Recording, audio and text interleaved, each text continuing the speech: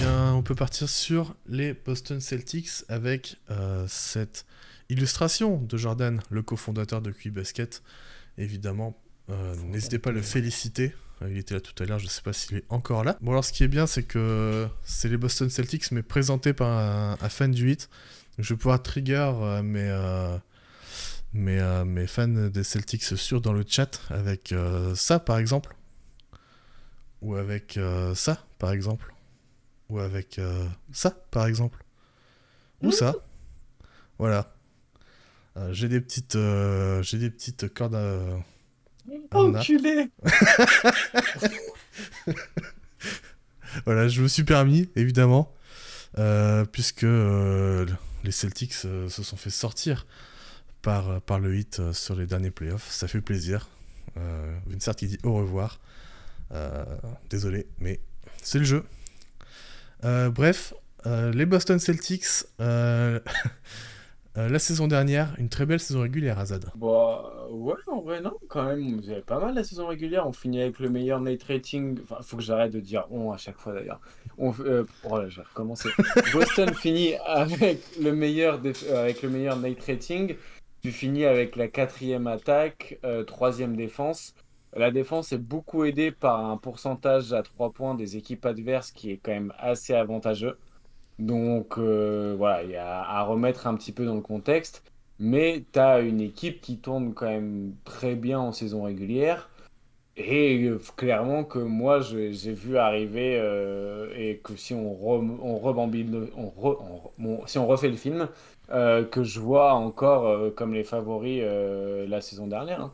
Donc voilà, pour moi, il y avait une équipe qui a bien tourné. Il y a Robert Williams qui est revenu de blessure à la fin de la saison, ça tournait bien. On avait un profil un peu différent de la saison d'avant, parce que du coup, forcément, on avait changé de coach et Robert Williams était absent. Du coup, on avait un peu laissé de côté le 5 avec Horford, Williams, les Jays et Smart pour un 5 plus 5 out, avec du coup Horford au 5 et White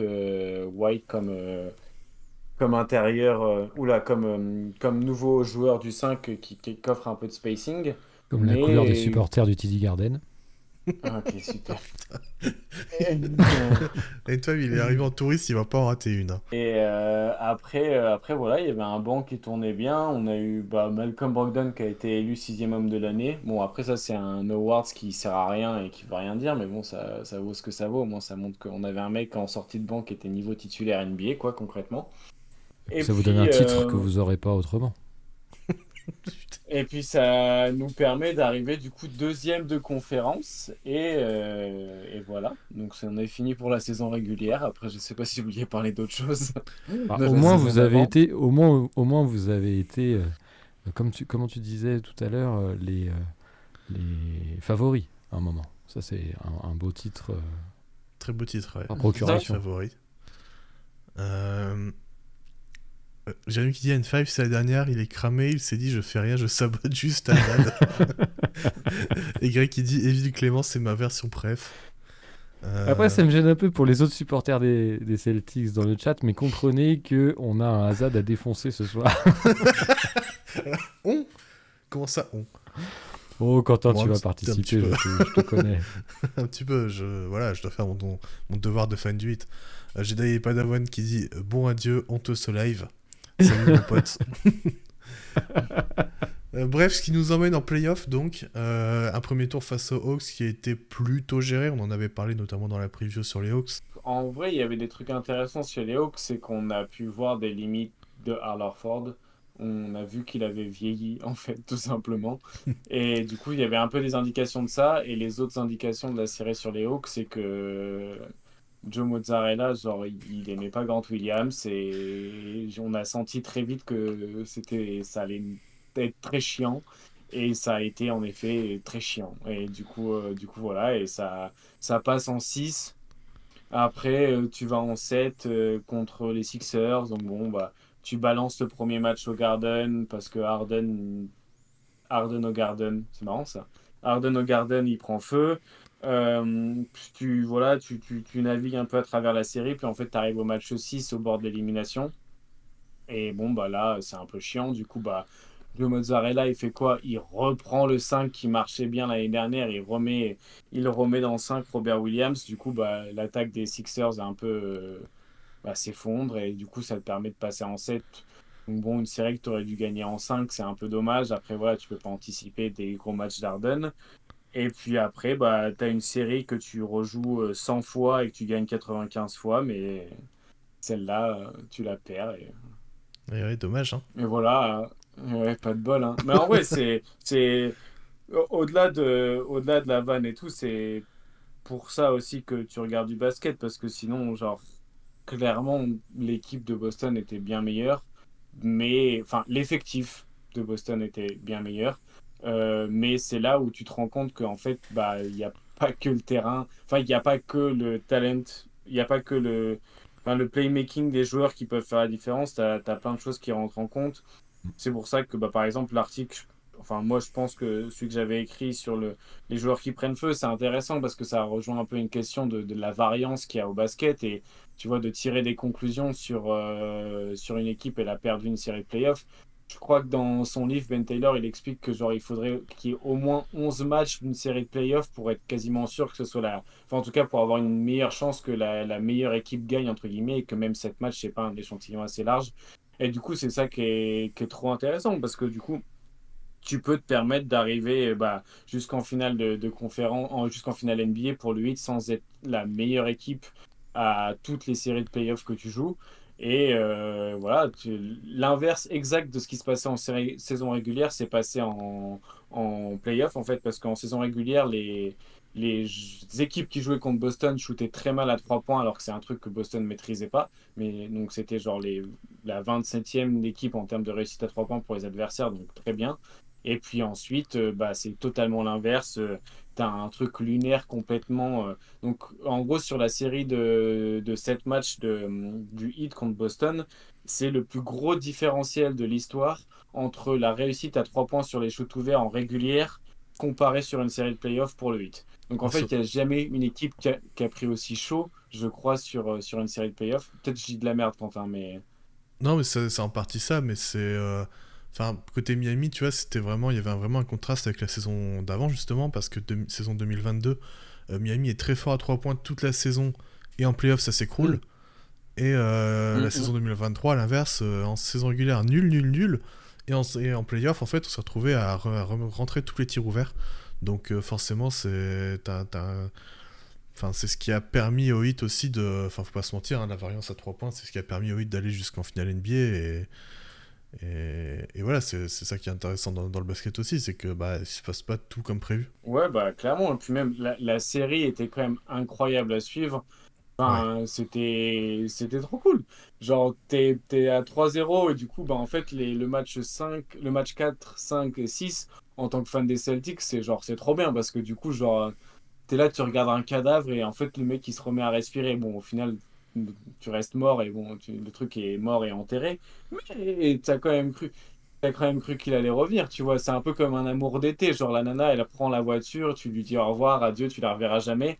Puis après, tu la revois revenir au loin. En fait, c'est juste qu'elle a oublié ses clés, puis elle repart. Mais n'empêche, le moment où elle est revenue, t'y as cru un peu, tu vois. Ah Et bah, c'était un peu moi, ça, ce match je me 4-5-6. suis. Moi, je me chie dessus, hein, littéralement. Je me disais, notamment sur le match 6, et celui-là, si on le gagne pas, on va aller perdre à Boston au Game 7. Et en fait, bah, du coup, non, même pas, tu vois, c'est vraiment. Ouais, bah la cheville de Tatum, tu vois, genre. Et encore une fois, quand je dis que Boston était la meilleure équipe, je me remets pas du tout en question, genre, l'équipe de Miami et coaching staff. Genre, je veux vraiment pas, genre, Ouais, je comprends bien manquer ce de que tu veux respect, mais dire, pour ouais. moi, Non, non, mais t'as raison. Franchement, moi, je trouvais ça vachement intéressant de voir que vraiment la meilleure équipe a gagné et survolé ce championnat. Oh, il nous Et, emmerde, avec le lui. titre à la fin. Putain. Oh mais là c'était pas là. la meilleure équipe Denver Non, non mais plus. c'est Enfin, vrai, pour c'est pas moi, la meilleure équipe. Non, non, la meilleure équipe, c'est les Boston Celtics avec le titre 2023. Merci, les Boston Bon, Celtics, ta meilleure gueule. équipe. C'est ce qu'on retiendra. C'est Bon, on mute. vraiment, on retiendra les Boston. Voilà, c'est bon, je l'ai muté. Bref. Et du coup, qu'est-ce que je voulais dire? Bah voilà, je sais plus ce que je voulais dire. Oui, bah en fait, sur une saison à 82 matchs, quand t'as une équipe qui est qui est deuxième et une équipe qui finit septième, bah oui, il y a une équipe qui est meilleure sur les deux, mais sur une série de 7 matchs, bah c'est pas forcément la meilleure équipe qui l'emporte. Voilà. J'ai des mutes. J'ai des mutes, Clément. Clément. La meilleure équipe, le meilleur. En fait, je vais le virer carrément du channel. Non. Non, mais bon, il y a quand même un guignol qui nous dit ah oui, mon équipe, elle était meilleure. C'est nous qui avons gagné en vrai. Hein, donc bon, calmez-vous. Oui, mais on parle pas de vous là. Oh là là.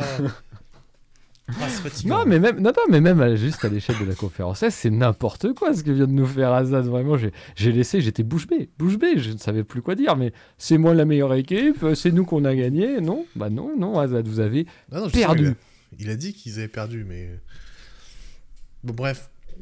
C'est la meilleure équipe qui a perdu. Vas-y, mais rentre chez toi. Ta meilleure équipe qui perd là, allez. Donc il dit c'est qui ce mec là, va chez First Take. La ring sculpture de N5. Franchement, s'il y a le salaire, moi je vire. Et Jérémy, on va te bannir aussi, hein, toi, sur le chat.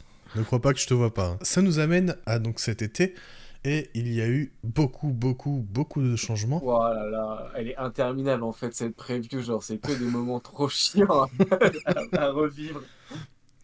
En parlant de moments trop chiants à revivre, donc on a eu le trade de Malcolm Brogdon. Ah non, ça a été annulé finalement en dernière minute. Et c'est donc Marcus Smart qui s'est vu faire ses valises pour aller à Memphis. Et les Celtics qui récupèrent Kristaps Porzingis. S'en est suivi donc la free agency avec notamment le départ de Grant Williams, notamment pour un aspect financier et aussi parce qu'il jouait plus trop sous Joe Mozzarella. Donc voilà, départ de Grant Williams à Dallas comme on l'a mentionné tout à l'heure, et la prolongation de Jaylen Brown au max, si je ne dis pas de conneries. C'est une question. J'aimerais que tu confirmes que Jaylen Brown a été signé au max. Le trauma est encore présent. Ouais, bah oui, je sais pas si c'est un max ou un super max, mais en tout cas c'est beaucoup quoi. Bref, 300 millions. Et pour finir, on a vu donc juste avant le training camp le trade pour Jrue Holiday contre Brogdon et Rob Williams. Donc vraiment beaucoup de changements côté Boston. À la main, Jrue Holiday, Delano Banton, Peyton Pritchard. En arrière, Jaylen Brown, Derrick White. En ailier, Sam Hauser, Jason Tatum, Zvi Mihajliuk, Lamar Stevens, Jordan Walsh. En ailier fort, O'Shea, Brissett ou Brisket pour les intimes. Kristaps Porzingis, et à l'intérieur, Al Horford et Luke Cornett. On a donc vraiment un changement d'identité à Boston. Comment articuler la défense autour de Jrue et Porzingis, Azad? Bah, en fait, c'est une question que je pensais assez simple à répondre de manière théorique avant de voir des matchs de pré-saison. Et je suis le premier un petit peu à chier sur la pré-saison, j'avoue. Et peut-être à tort d'ailleurs, parce que on peut tirer des enseignements en termes de coaching. Et c'est vrai que je m'attendais vraiment à voir assez bêtement ce qu'on n'a jamais vu à Boston ces dernières années, c'est-à-dire du drop, tu vois, tout simplement, avec White ou Jrue Holiday qui naviguerait derrière les écrans, qui jouerait un peu la défense par derrière, avec du Porzingis qui drop et peut-être des stunts des Jay. Par exemple, sur un 5 5 out sans Al Horford, mais avec Derrick White sur le terrain. Et en fait, sur les passages que j'ai vus sur la pré-saison, en fait, on a beaucoup en fait Porzingis qui est un peu utilisé comme le rôle de Robert Williams. C'est-à-dire qu'en fait, il est utilisé comme roamer et pas seulement en drop.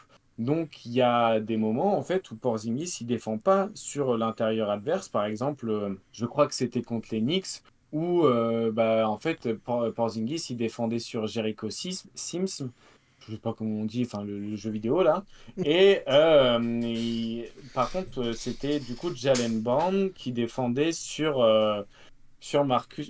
Mitchell Robinson. Et en fait, il y a du coup on retrouve un petit peu ce schéma qu'on avait déjà. Et on l'a retrouvé en fait à chaque fois que Porzingis était sur le terrain, c'est-à-dire qu'il jouait plus comme un gardien de but, entre guillemets, genre en second rideau, un peu comme Robert Williams. Alors que moi, je m'attendais vraiment à le voir plus sur du drop assez basique, des schémas assez classiques. Et du coup, il y a cette première identité défensive je m'attendais à ce qu'elle change et peut-être va pas tant changer que ça, ou peut-être que ça va s'adapter en fonction des match-ups ou de la saison s'ils se rendent compte qu'en fait, il n'est pas à l'aise dans ce rôle-là pour Porzingis. Mais il y a quand même une volonté de le réutiliser là-dedans. Et du coup, ça répond à ma question un petit peu initiale que je m'étais posée dans ma tête quand ils ont tradé pour Porzingis. Comment ils vont réussir à foutre Robert Williams et Porzingis sur le terrain en même temps? Et ben en fait, ils le font pas parce que justement, ils vont les utiliser de la même manière. Et du coup, il y a une autre identité défensive qu'on retrouve et qu'on connaissait déjà, c'est celle des 5 en fait où c'est Horford qui joue le pivot et du coup là on retrouve un peu du switch all. Et du coup en fait la dernière un petit peu identité défensive qu'on va rechercher, essayer de comprendre, c'est celle où il y a Horford et Porzingis. Parce qu'en fait, Horford, il a quand même vieilli comparé à l'année 2022 où ils font l'année avec le meilleur defensive rating de la ligue sur les 40 ou 50 derniers matchs, je sais pas, on s'en fout. Mais en réalité, il y avait un Horford qui était très performant encore et très mobile. Et là, il est quand même tout de même assez moins. Enfin, il est moins mobile, quoi. Et du coup, c'est vrai que ça pose un peu problème parce que du coup, il peut pas être vraiment utilisé pareil. Et là, j'ai vu des séquences un peu douteuses, disons, où alors Ford, il essaye un petit peu de faire du stunt ou de venir en aide sur les écrans quand Porzingis, il fait du drop. Et j'ai senti une défense un peu bancale. J'étais pas rassuré. Donc moi, c'est un peu ça qui m'inquiète, sincèrement. En fait, je pensais pas que ça m'inquiéterait. Et c'est vrai que Horford, Tu penses vraiment que c'est significatif de ce qu'on verra dans la saison? Genre vraiment la pré-saison, c'est pas un peu free flow en mode bah les couilles? je pense qu'en fait, bah, du coup, c'est pour ça que tout à l'heure, j'en avais parlé quand on parlait de ce qui s'était passé pendant les playoffs et pour pas juste skip la série des Hawks. Un des enseignements des Hawks pour moi, c'est que Horford est moins mobile qu'avant. Et si tu veux, c'est pour ça qu'en le revoyant du coup sur des séquences avec à côté de Porzingis, c'est vrai que ça m'amène à me poser des questions. Après, tu as 100% raison, c'est d'après-saison, c'est peut-être juste voilà, un manque juste d'envie ou pas envie voilà, de faire plus que ça. Mais quand même, structurellement, je me demande comment un Horford de 36 ans et un Porzingis vont avoir une bonne synergie défensive. Et du coup, je pense que ce sera intéressant à suivre et ce sera peut-être une des choses à surveiller défensivement. Mais pour moi, vraiment, la défense de Boston peut être la meilleure de la ligue ou une des 5 meilleures de la ligue la saison prochaine. Nfave, t'as un truc à rajouter sur cette Non, c'est défense? vrai que ouais, c'est vrai que par rapport au drop, en fait, bah, Kristaps Porzingis est sur une belle saison à Washington avec des stats quand même assez prometteuses là-dessus. Après, on sait que c'est un peu une marotte la promesse de Porzingis sur le drop et surtout sur l'efficacité qui chuterait au cercle, enfin dans la dissuasion au cercle en défense. Ça fait un peu des va-et-vient en termes d'efficacité et c'est un peu irrégulier. Il faut vraiment qu'il soit mis dans la bonne position. Effectivement, tu as peut-être un peu raison, As, d'avoir un petit peu peur quant à la mobilité extérieure d'Alorford. À côté de ça, il y a aussi l'aspect bah, sur les postes d'extérieur. Drew Holiday qui a eu vraiment l'habitude d'être aussi dans cette Mhm, position de drop. On mhm. sait que c'est l'autre penchant, hein, et l'autre arrivée qui est intéressante, c'est que lui, c'est un très très bon navigateur d'écran et il a vraiment l'habitude avec le schéma des Bucks qui est exactement celui-ci, bah, de venir en fait regéner en fait sur le shoot qui pourrait être laissé ouvert dans le mi-distance. Donc je pense que ça peut se travailler courant saison. Je ne m'inquiéterai pas trop après la pré-saison. Après, si ce n'est effectivement, je trouve que ouais, alors Ford, peut-être, c'est peut-être une problématique plus long terme parce qu'il commence à faire ses années. Là, je te rejoins, mais sinon, sur l'aspect schématique, je pense quand même que c'est des choses qu'on devrait voir. Oui, c'est sûr. Mais clairement, comme Jedi Pelawani dit, il va aussi pas beaucoup jouer Horford parce que Tatum va beaucoup jouer 4 et en fait tu vas pouvoir aussi utiliser Lamar Stevens ou je sais pas c'est lequel des wings défensifs qui va réussir un petit peu à faire son trou. À voir comment ça va s'accentuer là-dessus, mais c'est vrai que défensivement, on va pas retrouver exactement les mêmes schémas de Horford, Robert Williams, parce que c'est plus le même Horford et qu'en plus, bah, Porzingis, c'est pas non plus Robert Williams sur des choses différentes. Enfin, c'est pas la même capacité, mobilité, verticalité. Oh là là, bon, vous avez Une compris la bière entre hauteur, deux quoi. ou... Non. Et, euh, et par contre, Porzingis, il y a quand même une vraie dissuasion au cercle, et même parfois qui va pas se ressentir dans la chute d'efficacité, mais juste dans, je pense que la fréquence au cercle allouée par Boston va continuer à être potentiellement basse, à voir, mais parce qu'en fait l'année dernière, et ça fait de longues années, entre guillemets, que Boston est une des équipes qui laisse le moins shooter ses adversaires au cercle. En fait, ça fait depuis 2018-2019 qu'ils sont dans le top 10 des équipes qui laissent le moins de tirs au cercle, et l'année dernière ils étaient deuxième, l'année d'avant aussi, l'année d'avant troisième, donc ils ont vraiment une défense très analytics où ils coupent les corners et ils coupent les cercles, mais ça j'en ai déjà parlé aujourd'hui quelque part, peut-être sur le Basket Lab.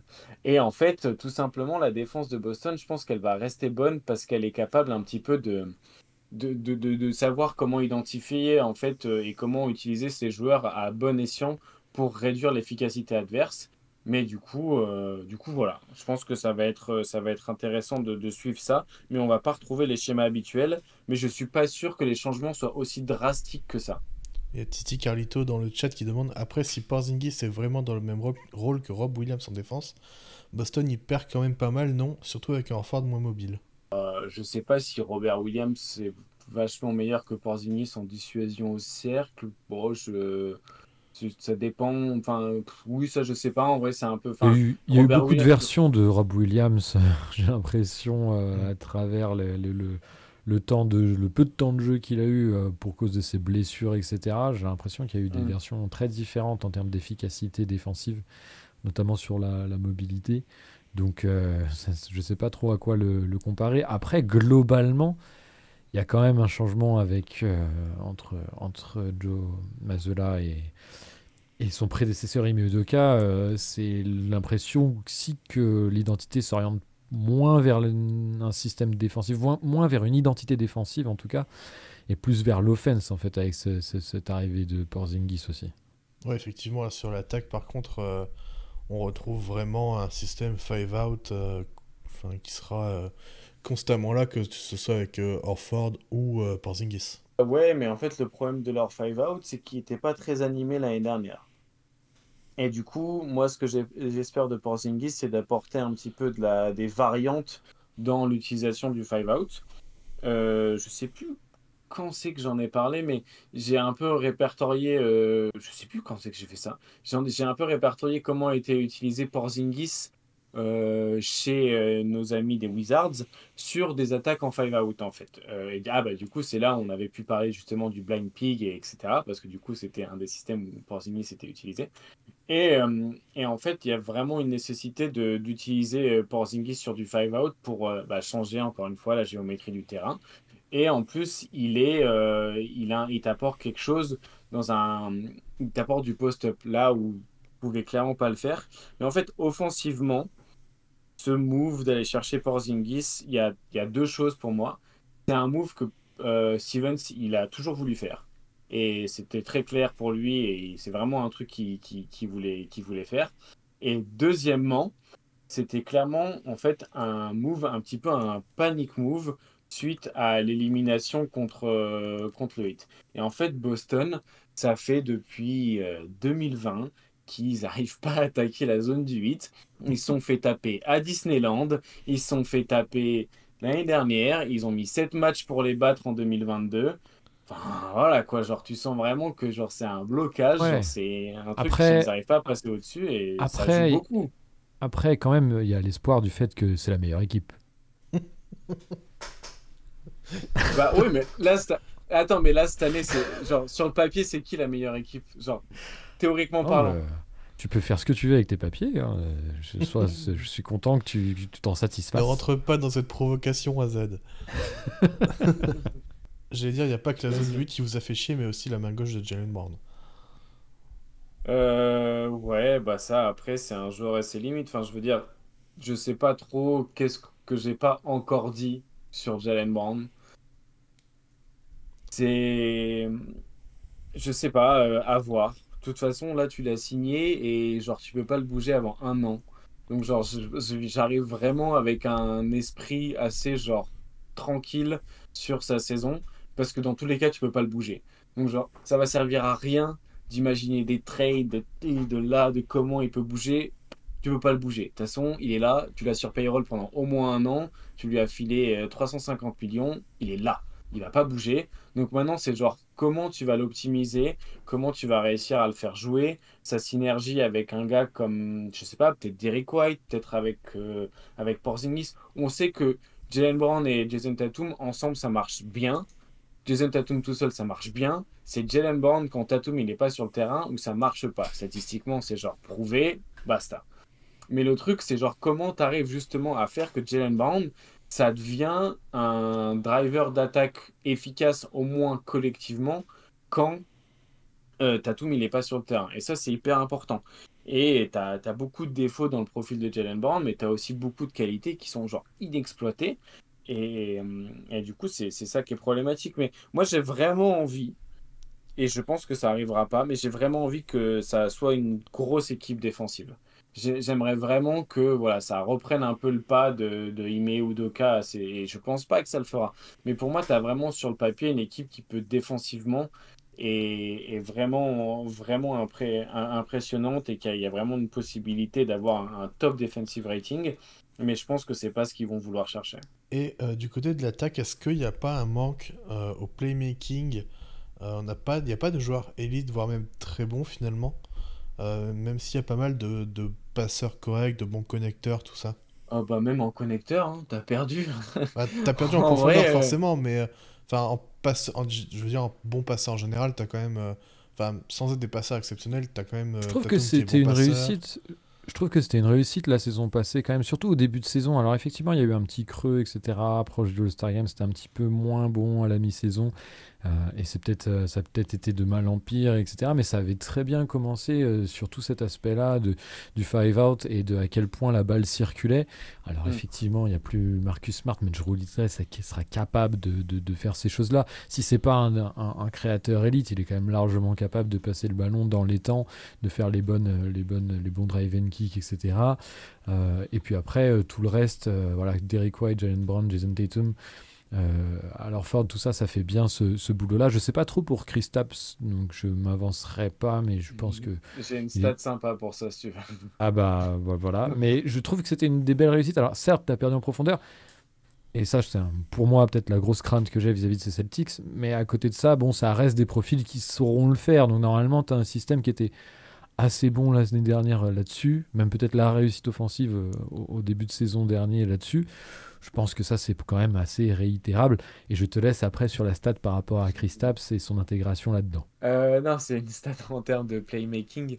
Du coup, sur le ratio de playmaking, donc le assist percentage, enfin, divisé par le usage percentage, des joueurs qui ont plus de 25% d'usage, Porzingis, il est dernier. Et le cinquième pire, c'est Jaylen Brown. Eh ben on va rire, hein. Après, Et après, Porzingis, c'est un joueur qui a c'est des été stats. très utilisé en finisseur aussi. Parce que Oui, oui, oui. Et puis le même assist Porzingis. percentage, enfin le ratio assist percentage, usage percentage, ça parle aussi Hmm. beaucoup de volume, plus que Et de capacité à le faire. Exactement. Et genre, je suis totalement d'accord avec toi. Et c'est ce que je voulais dire un petit peu ensuite. C'est aussi son utilisation qui a peut-être pas été optimale. Et il y a vraiment des flashs à la passe. Et des très bons flashs d'ailleurs, dû à sa taille et aussi vraiment à. Il fait des bonnes passes en fait. Et il est capable d'être intégré un petit peu sur du short roll, sur des blind picks justement, où il va faire. Il va fake le screen pour en fait faire une passe un peu de connecteur de la ligne à 3 points vers le cercle. Et du coup, c'est vraiment. Il y a de bonnes choses à en tirer. Mais en fait, en termes de ta question initiale, c'était sur de la création. Et c'est vrai que tu n'as pas de créateur primaire. Tu as Tatum. Et si t'as pas Tatum, et bah patatras. En Bah, vrai, t'as un peu de jolie idée quand même. Ouais, bah le problème de Drew Holiday, c'est que un des défauts quand même, c'est que c'est plutôt un créateur, voilà, secondaire, primaire, qu'il y a des petits instants de doute sur la prise de décision, notamment de Drew, que ce soit dans le scoring ou dans l'initiation, en fait, de manière assez générale. Mais en même temps, ils avaient Marcus Smart qui était un peu du même acabit et qui est censé être le meilleur joueur de tous les temps des Celtics. Donc bon. Certes. pas compris, il y avait une question là aussi. y a Io Tusima, si je le dis bien, pardon, qui dit Joe était un bon passeur. Non, moi je trouve que c'est correct, mais c'est pas un passeur qui va trouver des angles incroyables. C'est un passeur très classique en fait, je trouve. C'est un passeur académique qui Oui, fait voilà. aussi, qui fait parfois de ce que notre ami Jalen Brown adore faire, c'est des passes touquées dans les gradins. Donc celle où tu sautes pour un pull-up et en fait, bah du coup non, t'as pas la place et tu lui envoies la balle dans les gradins. Donc voilà, franchement, c'est pas un passeur parfait. C'est un passeur très académique qui sait reproduire des schémas et voilà, c'est un passeur volontaire en plus. Donc c'est pas un joueur qui est trop individualiste à part quand il se perd un peu là-dedans justement dans de la création individuelle. Mais clairement, c'est pas une grosse. En fait, l'été en tant que tel, si tu veux, genre t'as perdu en playmaking, mais t'as gagné en playmaking après le trade de Holiday. C'est juste que t'en avais perdu au moment du trade de Porzingis, et puis t'as perdu un connecteur avec Grant Williams, t'as perdu du playmaking quand même au final aussi avec Brogdon qui est quand même parti dans le trade. Et en fait, c'est un peu ça, tu vois, le truc du banc. Moi, je suis vachement inquiet parce C'est vrai que que t'es vachement drivé quand même par ça, quoi. si je réaffiche l'effectif, on est quand même sur du voilà, mon meneur backup c'est Peyton Pritchard.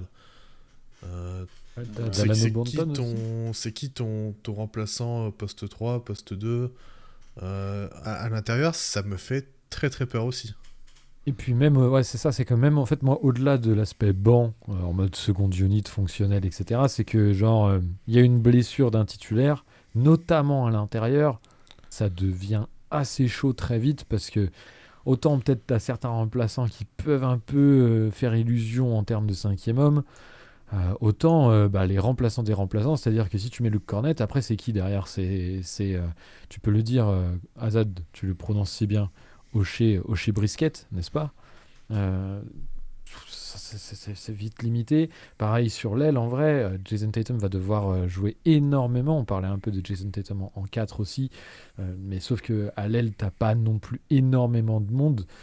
Si tu mets Derrick White dans le 5 pour justement faire ce changement-là, et jouer avec Drew, White, Jalen Brown et, euh, et Jason Tatum, bah ouais, derrière, c'est vraiment absolument. Il n'y a plus personne, quoi. Donc, si tu as une blessure là-dedans, en fait, tout de suite, tu responsabilises des joueurs que tu veux pas forcément responsabiliser. Et surtout, bah, tu perds encore plus sur la seconde unit parce que le remplaçant du remplaçant, c'est encore plus faible. Est-ce que le move c'était pas Ouais. est-ce que le move de l'été c'était pas aller chercher Lillard et garder ta profondeur? Ouais, si, c'était ça, mais tu On pouvais pas parle, le on parle faire parce toujours des que. Celtics. Oui, oui. À Miami, il Rassure-moi, n'y aurait Quentin, pas eu parce de que profondeur. Hein. Il y aurait eu 3 joueurs et, c'est vrai. 15 undrafted autour. Enfin, 12 undrafted autour. Ouais, non, mais c'est sûr que Lillard, ça aurait été le jeu, ça aurait été parfait, mais bon, tu pouvais plus trader Jalen Brown parce qu'il fallait que tu Ouais, le re-signes. Ou c'est con alors il ça. aurait fallu que, genre, oui, bon, ta gueule, on a compris que c'était chiant, hein, Jalen Brown. Mais le banc, tu vois, il y a un truc qui est négatif et un truc qui est positif, c'est qu'en fait, par contre, t'as plein de mecs que tu peux plugger à côté de trois autres. En fait, tu vois, si tu as un 5 Holiday, Jalen Brown, Sam Hauser, Brisket et Cornet, ah, voilà, tu vois, si tu as des 5 par exemple, Tatum et Sam Hauser, ils avaient une super synergie l'année dernière. Bon, Jalen Brown, il est synergique qu'avec sa main droite, du coup, c'est un peu plus compliqué.